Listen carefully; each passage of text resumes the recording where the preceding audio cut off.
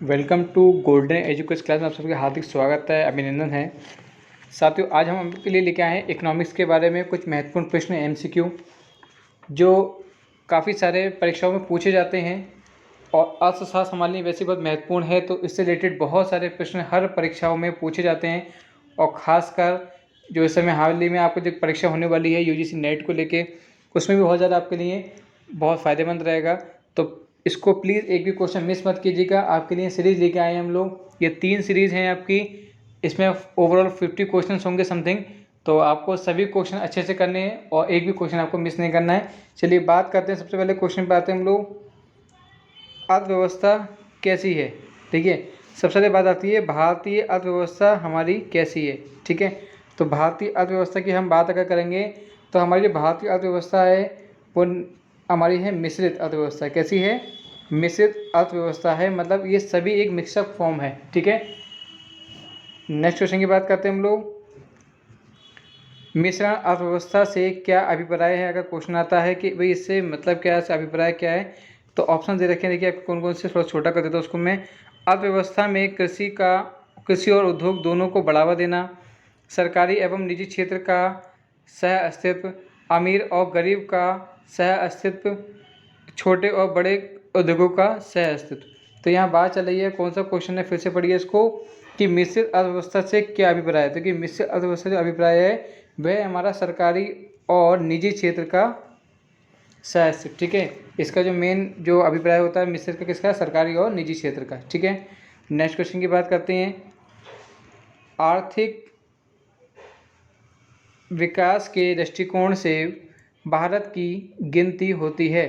भैया कैसी गिनती होती है? देखिए ज़रा, पिछड़े राष्ट्र के रूप में होती है, विकसित राष्ट्र के रूप में होती है, विकासशील राष्ट्र के रूप में होती है, या अर्ध विकसित विकसित राष्ट्र के रूप में होती है। तो फिर बताइए किसके दृष्टिकोण से भारत में गिनती कैसी होती है? तो इसकी जो गिनती होती है वो होती है हमारी विकासशील। ठीक है, विकासशील राष्ट्र के रूप में होती है, मतलब अभी ये पूरी तरीके से विकसित नहीं है। ठीक है, तो विकासशील मतलब हमारी कंटिन्यू हमारी प्रूफिंग चल रही है। ठीक है, नेक्स्ट क्वेश्चन की बात करते हैं हम लोग, और सभी क्वेश्चन बहुत ही महत्वपूर्ण हैं, आपको आना भी चाहिए और परीक्षा में ही इसी से रिलेटेड सब प्रश्न पूछे जाते हैं। नेक्स्ट क्वेश्चन की बात करते हैं। भारतीय अर्थव्यवस्था का कौन सा क्षेत्र सफल राष्ट्रीय उत्पाद में सबसे अधिक योगदान है? किसका है? प्राथमिक क्षेत्र का है, द्वितीय क्षेत्र का है, तृतीय क्षेत्र का, या सार्वजनिक क्षेत्र का है? तो बताइए किसका है? तो भारतीय अर्थव्यवस्था में जो सफल राष्ट्रीय उत्पाद में सबसे अधिक योगदान किसका होता है? तृतीय क्षेत्र का। किसका? तृतीय क्षेत्र का। Option number C is a right answer. Next question के आगे बढ़ते हैं हम लोग। बंद अर्थव्यवस्था जिसे बोलते हैं क्लोज इकोनॉमी, वह अर्थव्यवस्था है जिसमें मुद्रास्फीति पूर्णतः नियंत्रण होती है, घाटे का वित्त व्यवस्था होती है, केवल निर्यात होता है, ना तो निर्यात होता है ना ही आयात होता है। तो इसका जो बंद अर्थव्यवस्था की बात करते हैं, जो क्लोज इकोनॉमी की बात करते हैं, तो जब क्लोज है तो भैया ना तो आयात होगा ना ही निर्यात होगा। तो option number D is the right answer. Please channel को लाइक और सब्सक्राइब जरूर कर दीजिएगा। भारत की श्रमिक शक्ति का लगभग कितना भाग कृषि में लगा हुआ है? भारत की श्रमिक शक्ति का लगभग कितना भाग कृषि में लगा हुआ है? भैया बताइए कितना लगा हुआ है? तो इसका जो भाग लगा हुआ है वह लगा हुआ है 54%। कितना लगा हुआ है? 54% भाग लगा हुआ है। ठीक है, नेक्स्ट क्वेश्चन के आगे बढ़ते हैं हम लोग। भारत में अधिकतर बेरोजगारी है, कैसी बेरोजगारी है? तकनीक, चक्रीय, घर्षणात्मक या संरचनात्मक? तो इसकी जो भारत में अधिकतर बेरोजगारी है वो है संरचनात्मक, मतलब option number D is a right answer. ठीक है, option number D is a right answer. कौन सा है? संरचनात्मक। ठीक है, नेक्स्ट उसके आगे बढ़ते हैं हम लोग। भारत में बेरोजगारी के आंकड़े इकट्ठे और प्रकाशित करता है, कौन करता है भाई? एकत्रित कौन करता है? नीति आयोग करता है, वित्त आयोग करता है, या NSSO करता है, या फिर UNO करता है? क्वेश्चन नंबर 8 का जो राइट आंसर हो जाएगा वो हो जाएगा ऑप्शन नंबर सी, NSSO। ठीक है, भारत में बेरोजगारी आंकड़े का एकत्रित कौन करता है? NSSO। Option number C is the right answer. Next question की बात करते हैं। भारत में बेरोजगारी की किस्म पाई जाती है? ग्रामीण, अल्प रोजगार, चक्रीय बेरोजगारी, संगठनात्मक बेरोजगारी, ये इनमें से सभी।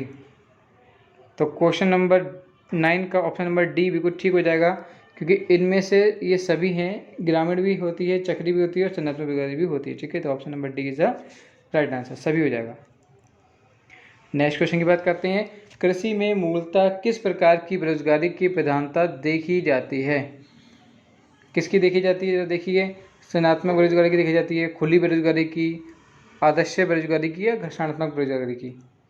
तो क्वेश्चन नंबर डी का option number C is the right answer, आदर्श बेरोजगारी। देखिए, कृषि की मूलतः किस प्रकार बेरोजगारी की प्रधानता देखी जाती है? आदर्श, मतलब दृश्य नहीं होती है, दिखाई नहीं देती है। ठीक है, तो option number C is the right answer. Please channel को लाइक और सब्सक्राइब करना बिल्कुल ना भूलिएगा और दोस्तों में शेयर कर दीजिएगा। नेक्स्ट क्वेश्चन की बात करते हैं। कृषि में बेरोजगारी का स्वरूप देखने को मिलता है? संगठनात्मक बेरोजगारी, मौसमी बेरोजगारी, घर्षणात्मक बेरोजगारी, या इनमें से सभी। तो बिल्कुल सही बात है, तीनों देखने को मिलता है, तो इसलिए option number D is the right answer. Next question की बात करते हैं। प्रजनन बेरोजगारी का अर्थ क्या होता है? भैया, प्रजनन बेरोजगारी का अर्थ क्या होता है? काम करने के इच्छुक होना और काम न मिलना, पूरे वर्ष भर प्रत्येक दिन काम न मिलना, विशाल श्रमिक शक्तियों का नियोजन करने के लिए पूंजी को पर्याप्त हो, या आवश्यकता से अधिक लोगों का कार्यरत होना। तो देखिए, ये जो प्रश्न बेरोजगारी का अर्थ क्या है, मेन बात है कि आवश्यकता से अधिक लोगों का कार्यरत होना है। ठीक है, जब ज़रूरत 10 लोग की है और अगर वहाँ पर पहुँच जाए 100 लोग, तो फिर कहीं ना कहीं समस्या पैदा होती है। ठीक है, तो option number D is the right answer. Next question की बात करते हैं बेटा। भारत में ग्रामीण क्षेत्रों में कौन सी बेरोजगारी सबसे अधिक पाई जाती है? सबसे अधिक कौन सी पाई जाती है? मौसमी बेरोजगारी, आदर्श बेरोजगारी, उपयुक्त दोनों, या इनमें से कोई नहीं। तो भाई देखिए, भारत में जो ग्रामीण क्षेत्र में जो बेरोजगारी सबसे ज़्यादा पाई जाती है वो इसमें पाई जाती है, मौसमी और आदर्श भी, मतलब option number C is the right answer. Next question की बात करते हैं। वर्तमान समय में देश में किस प्रकार की बेरोजगारी की समस्या बहुत गंभीर समस्या बनी हुई है? ग्रामीण बेरोजगारी, शहरी बेरोजगारी, शिक्षित बेरोजगारी, या खुली बेरोजगारी? देखिए, खुली से तो मतलब ही नहीं है इसका। ठीक है, तो उसको तो आप हटा ही दीजिए। अब बात करते हैं कि इन तीनों में से कि बेरोजगारी की समस्या गंभीर समस्या, बात चली गंभीर समस्या की। तो गंभीर समस्या की अगर हम बात करते हैं तो सबसे ज़्यादा जो बनी हुई वो है हमारी शिक्षित बेरोजगारी। ठीक है, शिक्षित बेरोजगारी। ठीक है, क्यों? क्योंकि देखिए, आज के टाइम में बच्चा एजुकेटेड हो रहा है, सब कुछ मतलब एजुकेशन ले रहा है, लेकिन फिर भी उसको प्रॉपर कोई जॉब नहीं मिल रही है। जितना उसने इन्वेस्ट किया है उतना उसको प्रॉफिट अगर नहीं मिलेगा तो उसको बहुत ज़्यादा दिक्कत हो रही है, और फिर गलत ट्रैक पे जाता है और बहुत ज़्यादा नुकसान का सामना करना पड़ता है फिर। नेक्स्ट क्वेश्चन की बात करते हैं। राष्ट्रीय ग्रामीण विकास संस्थान कहाँ अवस्थित है? ठीक है, तो शिमला में, हैदराबाद में, पटना में, या नई दिल्ली में? तो किस में होती है ये? तो देखिए, option number B is the right answer, Hyderabad. ठीक है, देखिए, राष्ट्रीय ग्रामीण विकास संस्था कहाँ अवस्थित है? कहाँ पे है? हैदराबाद में। ठीक है, ये भूलना नहीं है, बहुत ही महत्वपूर्ण प्रश्न है। नेक्स्ट क्वेश्चन की बात करते हैं। संगठनात्मक बेरोजगारी का कारण है? क्या कारण है?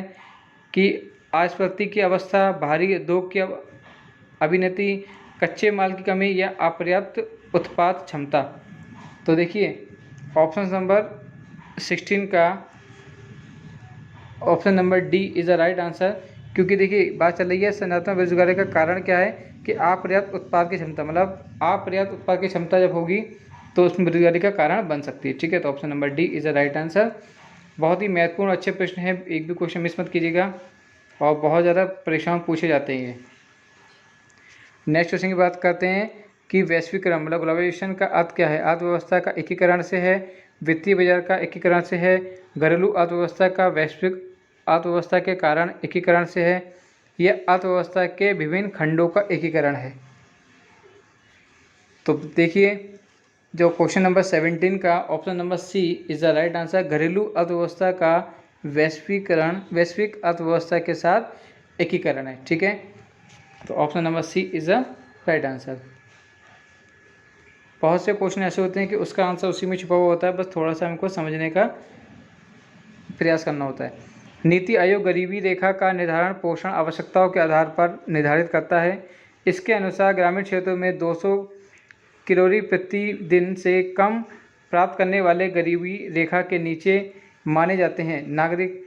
नगरीय क्षेत्रों के लिए ये कैलोरी अंतर्गण है। तो देखिए क्वेश्चन नंबर 18 का option number B is the right answer. कितना होगा ये? 2100 कैलोरी। ठीक है, 2100 कैलोरी। नेक्स्ट क्वेश्चन की बात करते हैं। नीति आयोग किसके सर्वेक्षण के आधार पर निर्धारित रेखा के नीचे लोगों का आकलन करता है? किसका आकलन करता है? कि राष्ट्रीय नमूनों सर्वेक्षण संगठन, केंद्रीय सांख्यिकी संगठन, भारतीय रिजर्व बैंक या विश्व बैंक? तो option number A is a right answer, राष्ट्रीय नमूना सर्वेक्षण संगठन। ठीक है, नीति आयोग के सर्वेक्षण की बात कर रहे हैं। ठीक है, हमने कहा कि बहुत से क्वेश्चन के आंसर आपको उसी में देखने को मिल जाएंगे। ठीक है, नेक्स्ट क्वेश्चन की बात करते हैं। राज्य और राष्ट्रीय स्तर पर गरीबी का अनुमान लगाने के लिए नीति आयोग किसके सूत्र का प्रयोग करता है? भैया किसके सूत्र का प्रयोग करता है? बहुत ही मोस्ट इम्पोर्टेंट प्रश्न है। तो ये सूत्र का इस्तेमाल करता है, वो करता है डी.टी. लाकड़ावाला। ठीक है, डी.टी. लाकड़ावाला जी का सूत्र का प्रयोग किया जाता है। प्लीज़ चैनल को लाइक और सब्सक्राइब करना बिल्कुल ना भूलें, बेल आइकन दबा दीजिएगा ताकि आपको सभी वीडियोज़ के नोटिफिकेशन प्राप्त होते रहें। बहुत बहुत धन्यवाद, शुक्रिया, जय हिंद।